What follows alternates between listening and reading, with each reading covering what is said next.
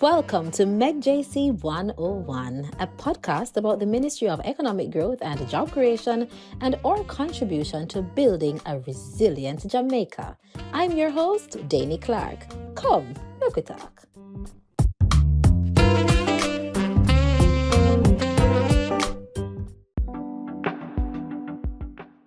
Welcome back to MEGJC 101. As you know, we recently ended our Plastic-Free Summer Initiative, or annual challenge to reduce plastic use and make a positive impact on our environment. In this episode, we will turn our attention to the agency with a mandate for environmental protection. Can you guess what that agency is? If you said NEPA, then you're correct. The National Environment and Planning Agency, NEPA, has been at the forefront of Jamaica's efforts to minimize plastic pollution and ensure that our natural resources are protected for future generations. Today, we'll explore how NEPA is leading the charge in enforcing the new plastic ban, raising awareness about plastic waste, and encouraging all Jamaicans to take part in this crucial environmental initiative. We're excited to have Mr. Anthony McKenzie, Director, Environmental Management and Conservation Division at NEPA with us today to share more about NEPA's role in promoting sustainable practices and reducing plastic use across the island. But before we get into our conversation, let's take a break from our sponsor. Ricky, you just fling with the plastic back up on the ground, so check this. That same buckle can end up in our sea and poison the fish and you and me. So do pick it up and drop it in a recycle bin. A message from the Ministry of Economic Growth and Job Creation. Welcome back to MEGJC 101. We're joined by Mr. Anthony McKenzie, Director, Environmental Management and Conservation Division at NEPA. Hi, Mr. McKenzie. How are you? Good morning. Thank you very much. I'm good. All right. Fine, thank you. Wonderful, wonderful. So we're going to start off by asking you to explain NEPA's primary roles and responsibilities. Right, so NEPA, the National Environment and Planning Agency, is the premier government agency responsible for the protection and management of our built and natural environment. And we do this to achieve sustainable development objectives. The NEPA is guided by two main pieces of legislation. Those legislations are those that are responsible for our mandate: the NRC Act, Natural Resources and Conservation Authority Act, and the Town and Country Planning Act. The NRC Act gives us the mandate with respect to environmental management and protection, and the TCP Act, as it is called, provides the legislative framework for planning, spatial planning. Now, functionally, in terms of our roles and responsibilities, as you indicated, it's operationalized through a number of functional areas. So, from an environmental management point of view, we have functions relating to protected areas management.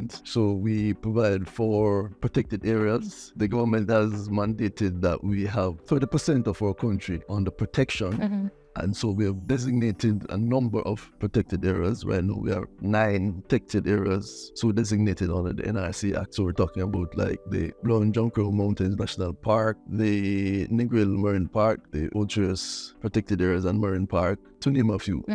So that's one big area for us. So protected areas, when we so designate that area, the species, the habitats, the ecosystems within that area are offered protection so that they can be there without major disturbance and enjoy their habitat. So that's one critical area. There's an area for ecosystem, what we call ecosystems management. That's a very broad, complex area. So we're talking about watershed management, we're talking about coastal zone management, we're talking about beaches management, we're talking about wildlife protection and management, species management. So when we hear about our endemic species such as the crocodiles, the turtles and so on, the management of that falls under that broad area of ecosystem management. We're talking about the hunting of birds, bird shooting season as we're in now, that area falls under that particular sub-area. We also have functions relating to air quality management, another important and critical area.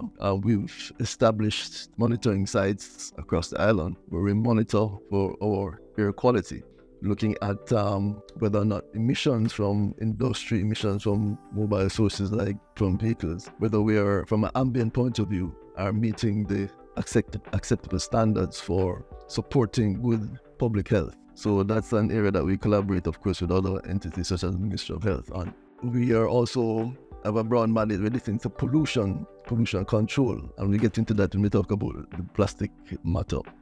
So we have also certain types of substances and chemicals that need to be phased out or regulated. So we talk about, for example, ozone depleting substances. We have a specific mandate to look at that.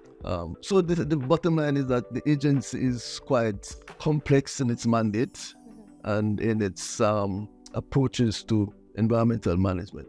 So our mandate is really broad. Another big area is relating to spatial planning. Yeah, and as I indicated earlier, that mandate is given to us too by virtue of the TCPA Act. We are responsible for developing with our stakeholders, ministries and partners, particularly the municipalities, or development orders for the various parishes and the various towns. So we do land use surveys that would inform or we establish the planning, land use and guidelines. So that's a critical function. We spoke earlier about the matter of sustainable development.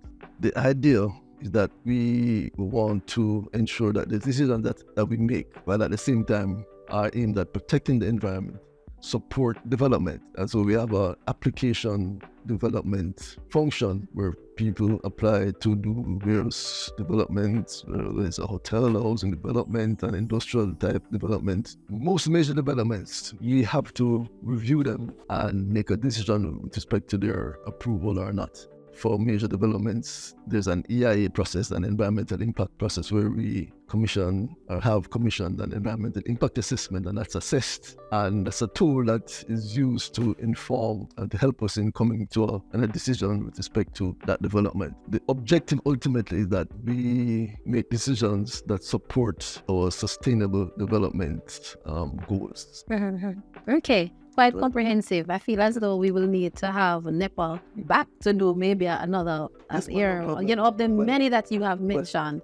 We'll definitely be having you back. That opportunity. Okay, wonderful. So you mentioned briefly the plastic ban. Right. Talk to us now about the plastic ban. Tell us more about it and why it's important for Jamaicans. Right. So back in 2019, the 1st of January, government imposed a first phase ban on specific types of single-use plastics.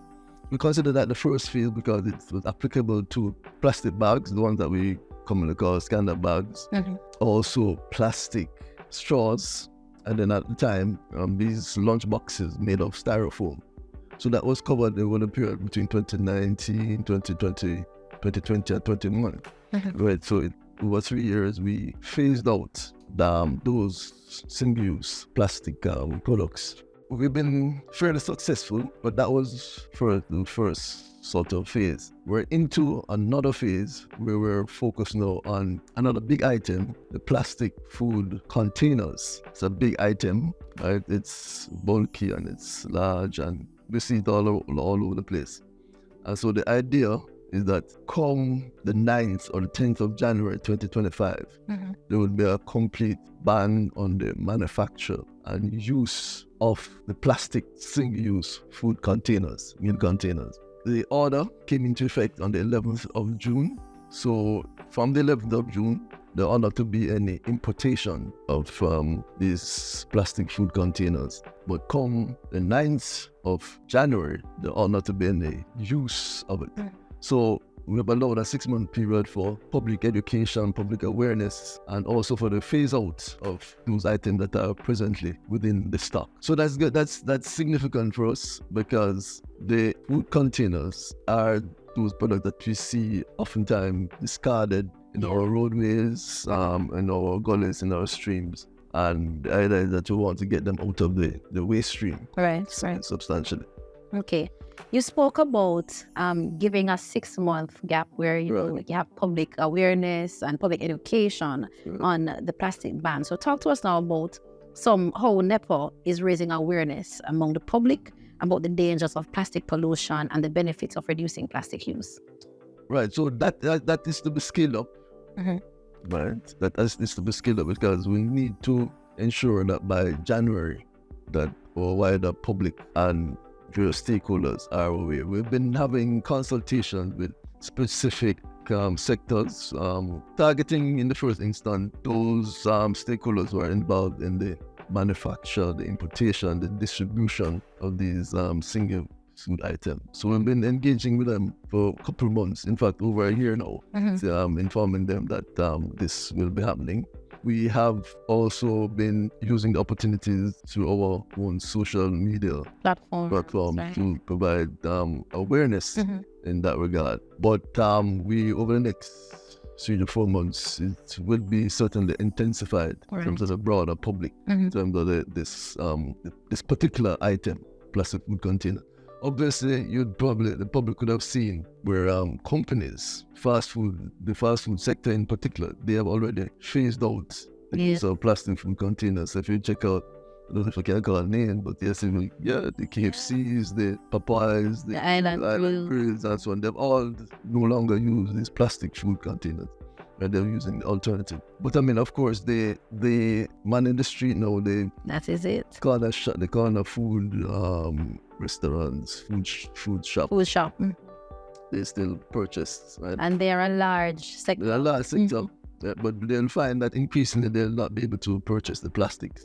Right. Because I will met with them, the two major distributors as well. Because there are small importers, but there are two major importers and distributors of the items that we've been discussing with them. We've met with them and we've discussed the alternatives, importantly. Right. And we expect that come January that we should be far advanced in that regard to getting that out of the waste stream. So that first phase that we spoke about, that commenced at the 1st of January in 2019, I think we've concluded that it's been very successful.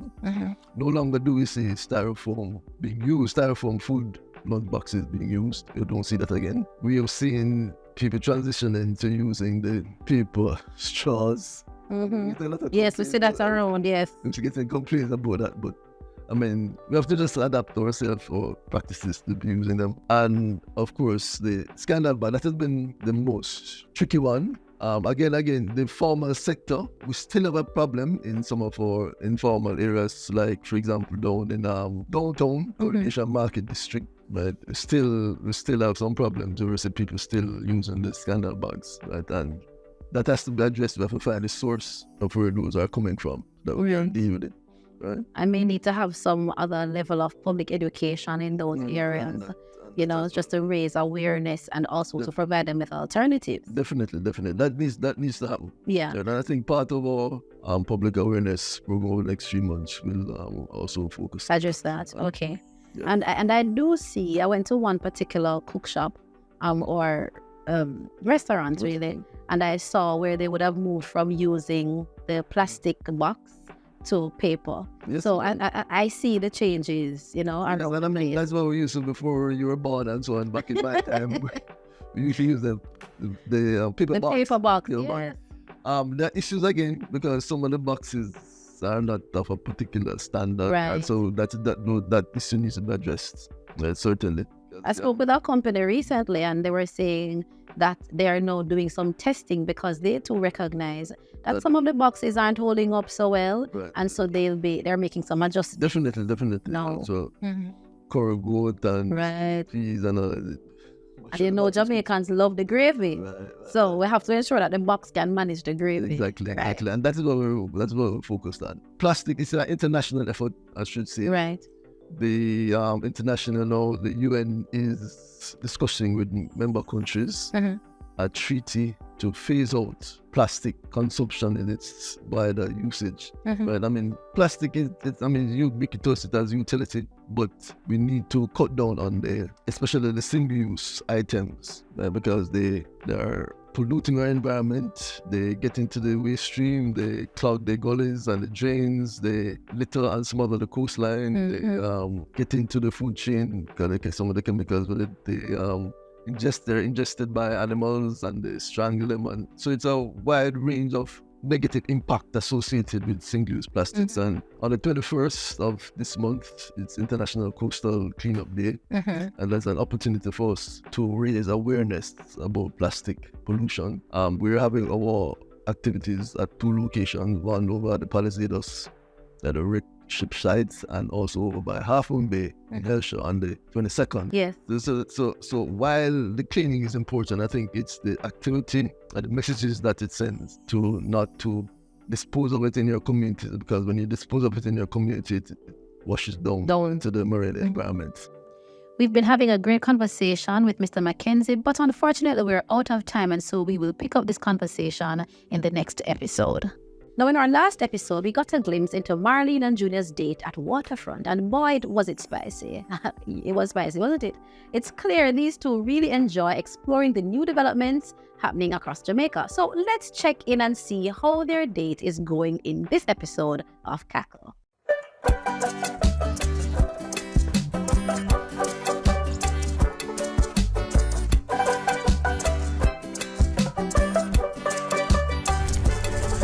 Me say housing, water, the people them a wait.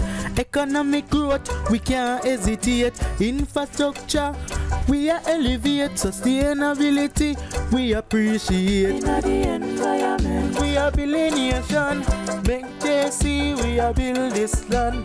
Kaku with joy as we move along for a better future. Marlene, we're really happy say you did agree to come on this date with me. I always enjoy our conversations. You go on. You're not too bad at all. We don't know who we are trying to convince, but we both know you have been enjoying yourself. As me say, Waterfront really nice for you. A waterfront alone nice, or you and me? Sure. Stop no man. Drink your water along me. My water done long time, but my love for you can never end. Wait there. And what you just do a while ago? Wait. Me think you did like when my lyrics, yo. Not that. Where your plastic bag gone? What you do with it? Me dash you away. Me tell you say the water did done. And you throw it where? Underground? Seriously? This must be a prank. No. How we have been so far? I just a bottle, Just a bottle? Look, only there get for the rice, you though. So you like me? Not anymore. 5 points take off when you never bring a reusable bottle like mine. Why did it have to buy water road when you could have bring your own reusable bottle?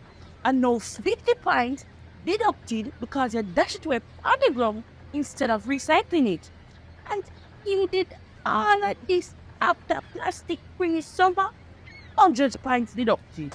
Sorry, baby, but me don't know anything about plastic-free summer. Teach me now. Or what that? Try follow MEGJC_JM on Instagram and carry me on my yard now. Okay. We're taking action to create a better Jamaica. Let's use reusable bags, say no to single-use plastics, and manage our waste responsibly. Small steps lead to big changes. Protect our environment every day. A plastic-free Jamaica begins with you. Welcome to What's Happening, straight out of the MEGJC, where we stay up to the time and make you know what going on in the ministry. From the latest updates to the freshest initiatives, we're there for give uno the scoop. So make you take a seat, kick back, and get ready for hear all the things that are going on in this segment of What's Happening. First up, a major announcement from the Most Honorable Prime Minister Andrew Holness. Jamaica is set to benefit from the new $3 billion REACH Road Rehabilitation Program. This initiative will address critical road infrastructure needs across all 63 constituencies, repairing damage from recent weather events and ensuring equitable development. Phase 1 runs from September to November, and Phase 2 will follow from January to March. The beautiful parish of Portland is gearing up for massive development. The Prime Minister recently broke ground on the $4.2 billion Boundbrook Urban Center, which will enhance connectivity and traffic flow with a new $75 million US bypass road. Speaking of improvements, Fairfield in St. James will soon see an upgraded water supply system for approximately 9,000 residents by Christmas. The National Water Commission is replacing pipes, ensuring greater reliability in water service.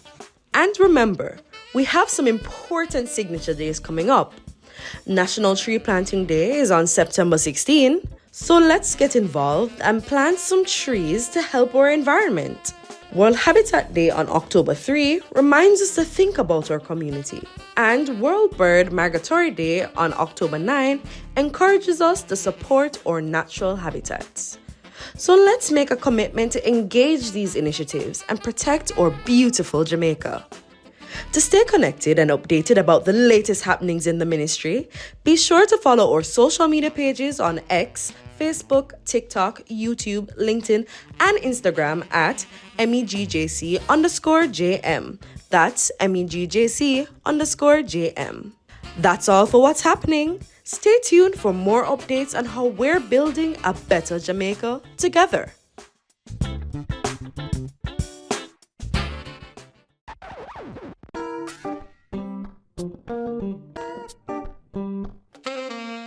We've reached the end of another episode of MEGJC 101. We hope you've gained valuable insights into the critical work NEPA is doing to protect and manage Jamaica's environment and development. If you have any questions, feel free to email us at info@megjc.gov.jm or connect with us on our social media platforms at MEGJC_JM. Don't forget to follow, like, share, and subscribe. Thank you for tuning in. Until next time, I'm your host, Danny Clark.